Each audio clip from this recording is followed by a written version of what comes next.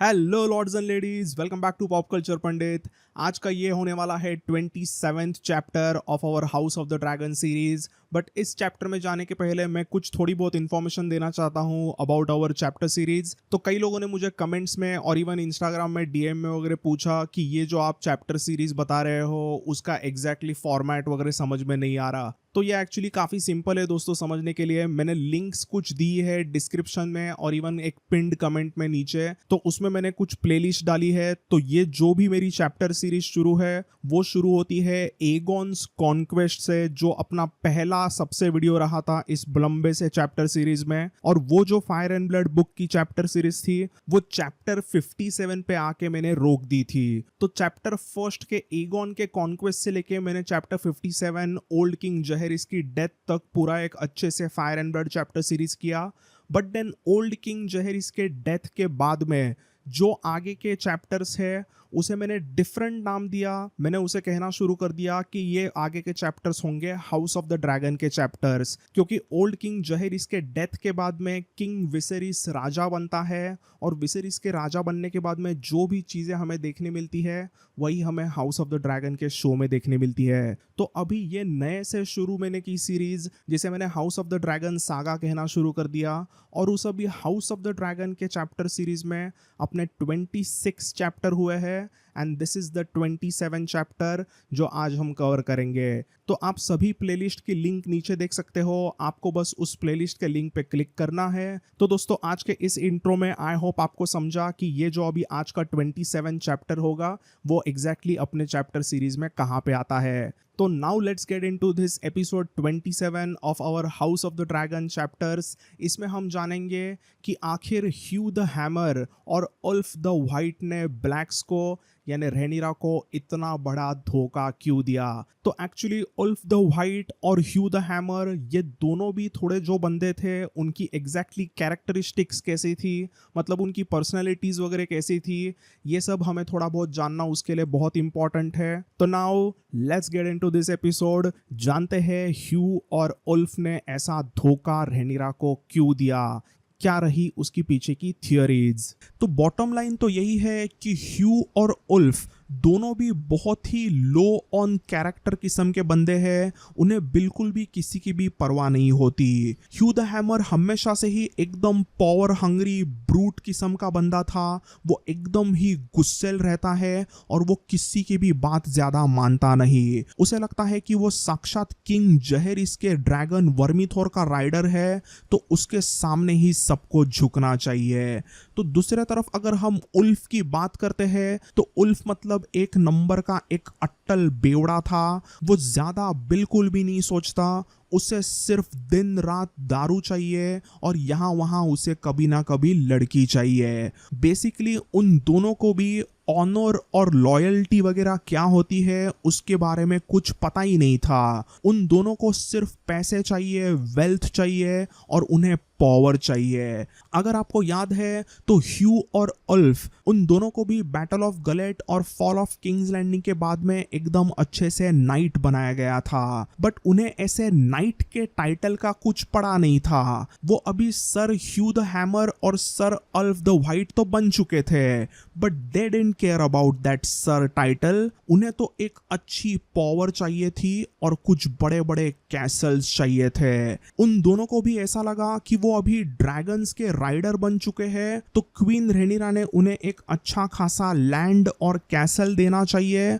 और उन्हें एकदम अच्छी तरीके से ट्रीटमेंट देना चाहिए। बट ऐसा कुछ भी नहीं हुआ। So if you remember actually house Rossby और हाउस स्टॉकवर्थ के कैसल और लैंड्स उनको देने की थोड़ी बात जरूर हुई थी, और हाउस रॉसबी और हाउस स्टॉकवर्थ के कुछ प्रिंसेसेस की शादी ह्यू और उल्फ के साथ में कराने की बात जरूर हुई थी, बट वो बात आगे दरबार में कभी नहीं बढ़ी। उल्फ और ह्यू ने एकदम अच्छी तरीके से रहेनिरा को मदद की, तो उसके बदले में ड्रिफ्टमार्क के आइलैंड पर उन दोनों को सिर्फ कुछ 2 छोटे कैसल दिए गए। तो उन दोनों को भी एक्चुअली खास करके ह्यू द हैमर को ऐसा लगा कि वो जो भी कैसल उन्हें ड्रिफ्टमार्क पे दिए गए थे वो एक तोहफा नहीं था, बट वो एक भीख थी। ह्यू द हैमर को तो ऐसा लग रहा था कि वो वर्मीथोर का राइडर है, तो वो ऐसा छोटा सा कैसल एक छोटे आइलैंड पर क्यों लेगा। उसके मन में वहीं पर बहुत ही ज्यादा गुस्सा आया था, बट फिर भी ह्यू द हैमर और उल्फ द वाइट दोनों भी क्वीन रेनिरा के लिए लॉयल रहे। देन इसके बाद में हमने जाना था कि कैसे डेमन टारगेरियन ने एक ब्लैक काउंसिल के मीटिंग में सीधा सजेस्ट किया था कि ह्यू द हैमर को कैसरली रॉक और उल्फ द वाइट को स्टॉर्म्स एंड दिया जाए। उन दोनों बड़े पुराने कैसल्स को हमें जीतना चाहिए और अपने इन दो अच्छे सपोर्टर्स को उनको देना चाहिए, ऐसा वहां पर डेमन ने कहा था। और वो सुनते ही दोनों के मन ही मन एकदम लड्डू फूट गया। बट अचानक से सी स्नेक कॉर्लिस वेलेरियन कहते हैं कि ऐसा कुछ भी ना किया जाए, और रेनिरा उस बात को मानती भी है।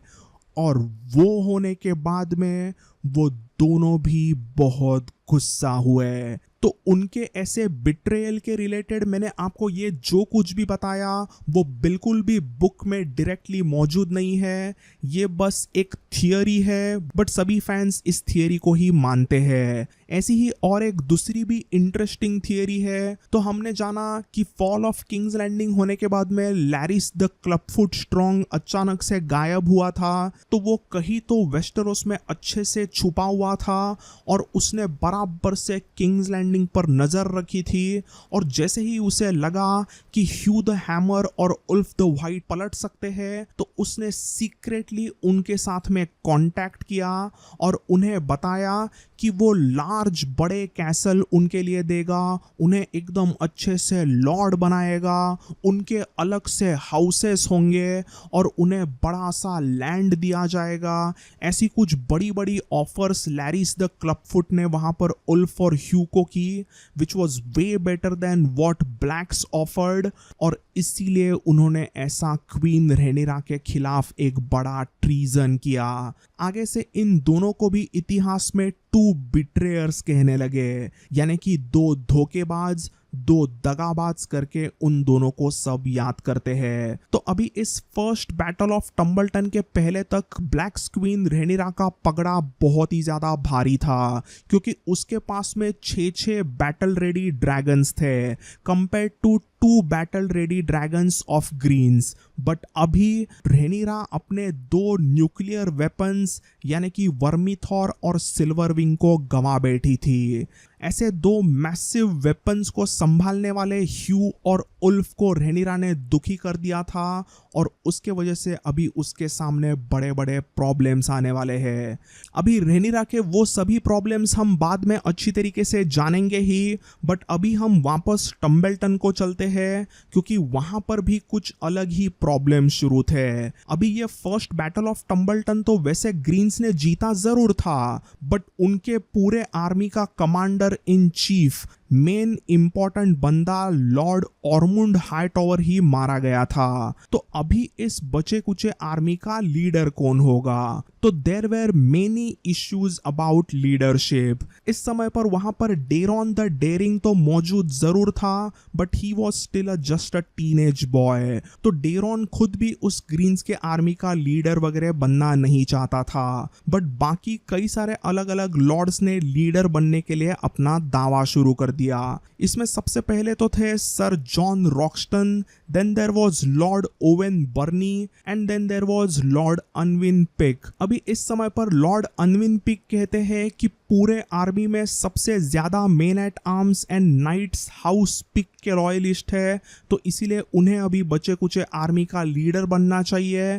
तो दूसरी तरफ जॉन रॉक्सटन सीधा अपनी फेमस ऑर्फन मेकर तलवार निकाल कर कहते हैं कि मैंने सबसे ज्यादा लोगों को मारा है और उसी वजह से मुझे लीडर बनाओ। देन आते हैं लॉर्ड ओवेन द बिट्रेयर, जो कहते हैं कि मैंने रिस्क लिया, मैंने सीक्रेटली ब्लैक्स को सपोर्ट किया और उन्हें धोखा दिया, और इसी मदद के वजह से ग्रीन्स को आसानी हुई बैटल जीतने में। तब वहां पर जॉन रॉक्सटन एकदम जोर से हंस के कहते हैं, हाँ हाँ बहुत बड़ा आया तू, ओवेन तेरे वजह से हम लोग ये बैटल नहीं जीते हैं, dragons came here to help us और उनके वजह से हम जीते।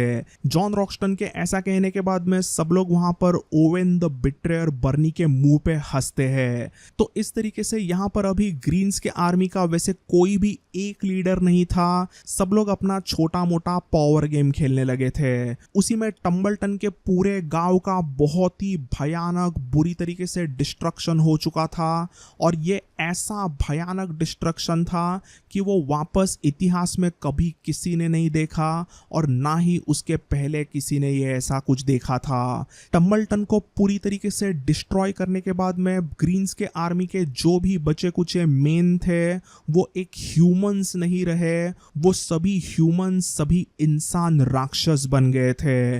मेन टर्न्ड इनटू बीस्ट, ऐसा टम्बलटन के बारे में कहा जाता है। कई सारे ग्रीन्स के सोल्जर्स, मेन एट आर्म्स वगैरह अलग अलग बचे कुचे घर में वगैरह घुसने लग गए और वो वहां पर जाके बचे कुचे सभी इंसानों को काटने लग गए। कई सारे वहां के औरतों के साथ में बहुत ही बुरी तरीके से जुल्म किए गए, उनके साथ में छेड़खानी की गई और कईयों का वहां पर मर्डर किया गया। जो भी वेल्दी रिच मैन अपने घर के एकदम नीचे तहखाने में वगैरह छुप के बचे थे उनको वहां से निकाला गया और उनको टुकड़े टुकड़े करके बहुत ही बुरी तरीके से मारा गया।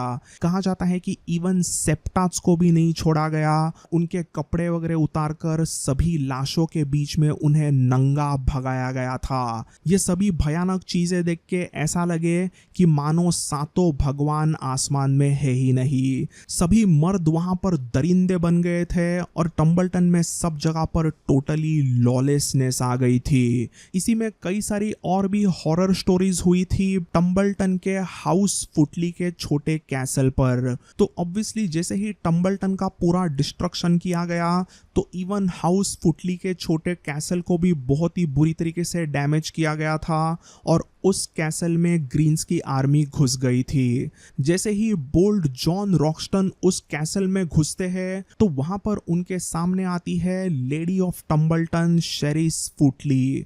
और इस शेरिस फुटली को देखकर जॉन रॉक्स्टन वही के वही फिदा हो गए। उन्होंने सीधा शेरिस फुटली के साथ में संबंध बनाने की कोशिश की जबकि वो ऐसा बिल्कुल भी करना नहीं चाहती थी। जॉन रॉक्स्टन ने जबरदस्ती से शेरिस फुटली को क्लेम किया as prize of war. Bold Jon इतने कमीने थे कि उन्होंने शेरिस फुटली को उसके हस्बैंड लॉर्ड फुटली के सामने ही किस कर दिया।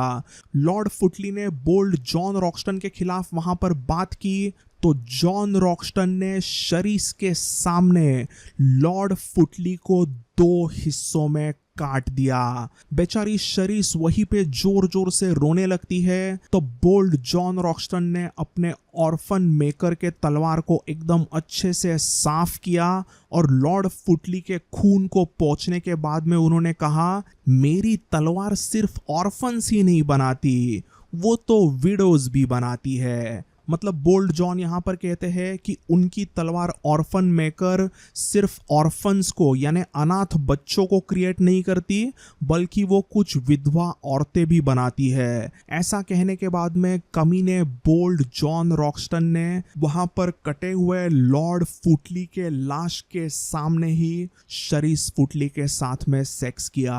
ये कुछ हॉरिबल चीजें होने के बाद में ग्रीन्स की एक्चुअली एक छोटी सी मीटिंग होती है एक बार। तो उस मीटिंग में लॉर्ड ओवेन बर्नी और लॉर्ड अनविन पिक के बीच में बहुत बड़ी बहस होती है। अनविन बहुत ही रूठ गए थे, उनको बहुत ही गुस्सा आया था तो वो ऐसे ही एकदम साइलेंटली उठे, यहाँ वहां पर सबके सामने वो थोड़ा सा घूमे और किसी को कुछ समझने के पहले उन्होंने एकदम अचानक से अपना खंजर निकाला और सीधा ओवेन बर्नी के गले में घुसा दिया। वहां पर मौजूद किसी को समझा ही नहीं कि हो क्या रहा है। डेरॉन, जॉन रॉक्स्टन, अल्फ और ह्यू ऐसे सभी की वहां पर बहुत ही बुरी तरीके से फट गई। देन फिर अगर हम 2 बिट्रेयर्स की बात करते हैं तो वो भी कुछ बहुत ही हॉरिबल चीजें करने लगे थे। उल्फ द व्हाइट तो कंटिन्यूअसली दारू पीता रहता। वो हमेशा की तरह ही वापस बहुत ही बुरी तरीके से टल्ली रहने लग गया। वहां पर टम्बलटन में पीने के लिए पानी कम था तो वो अपने शराब में लिटरली खून मिक्स करके पीने लग गया था। नशे में धुंध उल्फ भी हर रात किसी ना किसी लड़की के साथ में बहुत ही बुरी तरीके से बदतमीजी करता, उनके साथ में जबरदस्ती करता और उसके बाद में उन लड़कियों को मारकर उनकी लाशें वो सिल्वर विंग को खिलाता। डेरॉन ने एक मीटिंग में उल्फ द व्हाइट को लॉर्ड ऑफ बिटर ब्रिज बनाया तो उल्फ नशे में सीधा डेरॉन के खिलाफ बात करके कहता है कि मुझे ऐसा छोटा फालतू कैसल नहीं चाहिए। I am the rider of good queen Alysanne's dragon, मुझे तो हाई गार्डन चाहिए। वैसे भी उन फट्टू टायरेल्स ने आज तक कभी भी इस वॉर में पार्टिसिपेट नहीं किया तो मैं अकेला ही उनको जाके खत्म कर दूंगा। तो ये उल्फ द व्हाइट एकदम नशे में तो जरूर रहता बट ये हमेशा ही काफी एम्बिशियस रहा था। बट ये तो कुछ भी नहीं, इस बेवड़े उल्फ से ज्यादा भी एम्बिशियस ह्यू द हैमर था। वो तो कहता मैं लॉर्ड क्यों बनूं, मैं तो किंग बनूंगा। मैं साक्षात किंग जहेरिस के ड्रैगन का राइडर हूं तो मैं लॉर्ड क्यों बनूं। एक जमाने में वर्मीथॉर का राइडर जहेरिस किंग रहा था और आने वाले टाइम में भी वर्मीथॉर का राइडर ये ह्यू द हैमर पूरे 7 किंगडम्स का किंग बनेगा। तो इस तरीके से ह्यू द हैमर के भी कुछ अलग ही बड़े बड़े सपने थे। तो अभी ऐसी सब चीजें टम्बलटन में शुरू हो गई थी। उनके आर्मी में कोई भी लीडर नहीं था, वो काफी सारे प्रॉब्लम्स फेस करने लगे थे और इन सब के चक्कर में उनका किंग्स लैंडिंग पर अटैक करने का जो भी प्लान था वो काफी डिले होने लग गया क्योंकि सब लोग मजे कर रहे हैं और उनके पास में कोई लीडर ही नहीं है। एक दिन मीटिंग में लॉर्ड अनविन पिक कहते हैं कि उन्हें बोरोस बराथियन और स्टॉर्मलैंड्स के कई सारे अलग अलग छोटे मोटे हाउसेस की मदद का वेट करना चाहिए। उनके पास में तो अभी ड्रैगन्स भी है बट अगर बोरोस का सपोर्ट आता है तो वो काफी अच्छी तरीके से रीइंफोर्स्ड हो गए और उसके बाद में ही उन्हें किंग्स लैंडिंग पर अटैक करना चाहिए। ये सब कुछ वहां पर होता है बट इसी में एक्चुअली पूरे ग्रीन्स के आर्मी का एक लीडर फाइनली उभर के आया and that was sir Hobert Hightower. तो अभी एग्जैक्टली ये सर होबर्ट कौन है, किसके रिश्तेदार है, वो बुक में वैसे मौजूद नहीं है। हमें बस बुक में इतना ही पता चलता है कि ये सर होबर्ट हाईटॉवर यही कुछ अर्ली 60s वाले थोड़े से बूढ़े से बंदे थे और वो एक्चुअली हाउस हाईटॉवर के लैंडेड नाइट थे। मतलब वो हाईटॉवर परिवार के एक थोड़े से दूर के रिश्तेदार वगैरह थे बट वो हाईटॉवर फैमिली के थोड़े से इम्पोर्टेंट मेंबर भी थे। इसी होबर्ट हाईटॉवर को डेरॉन काफी अच्छी तरीके से रिस्पेक्ट देता था और इवन ऑर्मुंड भी उन्हें अब तक अच्छे से रिस्पेक्ट करता था। बट ऑर्मुंड के रहते समय होबर्ट की कुछ ज्यादा इतनी वैल्यू नहीं थी बट जैसे ही ऑर्मुंड मारा गया और वहां पर एक लीडरशिप की वैक्यूम क्रिएट हो गई ग्रीन्स में तो यहाँ पर होबर्ट का एक अच्छे से राइज होता है और होबर्ट हाईटॉवर अभी ग्रीन्स के एक इम्पॉर्टेंट लीडर बनते हैं। तो दोस्तों हाउस ऑफ द ड्रैगन के चैप्टर सीरीज का ये एपिसोड 27 यहीं पे ख़त्म होता है। आई होप आपको ये एपिसोड देखने में मज़ा आया। मुझे पूरा यकीन है ये थोड़ा सा आपको एपिसोड अनकंफर्टेबल किया होगा जैसे मुझे ये पूरा स्टोरी पढ़ते हुए महसूस हुआ था। इसमें थोड़ा सा एडल्ट्रेटेड कंटेंट ज़रूर रहा था बट आई जस्ट होप आपको ये वीडियो देखने में मज़ा आया। अभी कहानी बहुत ही गर्मा गर्म होने लगी है और आगे की स्टोरी तो बहुत ही ज़्यादा इंटरेस्टिंग है। So stay tuned for more episode from this series और बाकी भी कई सारे अलग अलग वीडियोस में यहाँ वहाँ पे अपलोड करता ही रहूँगा। सो नोटिफिकेशन आइकॉन पर भी क्लिक करके रखिए। Thanks for watching. अभी मिलता हूँ मैं आपको नेक्स्ट एपिसोड में। Until then